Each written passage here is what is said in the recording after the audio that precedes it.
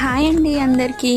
ఈ శారీ వచ్చేసి నేను ఇట్లా ఇంటి ముందుకు వస్తే తీసుకున్నాను చీరలైన దగ్గర 100 రూపీస్ పెట్టి.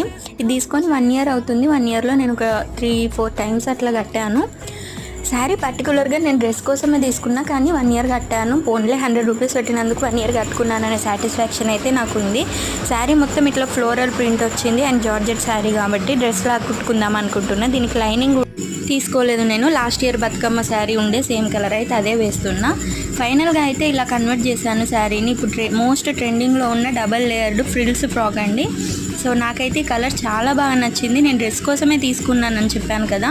సో ఇలా ఫైనల్గా అయితే కుట్టుకున్నాను. నాకు బాగా నచ్చింది. ఇక్కడ నడుము దగ్గర చిన్న ఫ్రిల్స్ అంటే క్లాత్ గ్యాదరింగ్ పెట్టేసి ఫ్రిల్స్ పెట్టుకున్నాను. నేను నెక్ కూడా డీప్ తీసుకోలేదు, ఎందుకంటే టూ సైడ్స్ వేసుకోవచ్చు అని. గేరా కూడా చాలా బాగా వచ్చింది. నాకైతే చాలా బాగా నచ్చింది. మీకు ఎలా అనిపించింది వీడియో? నచ్చితే లైక్ చేయండి.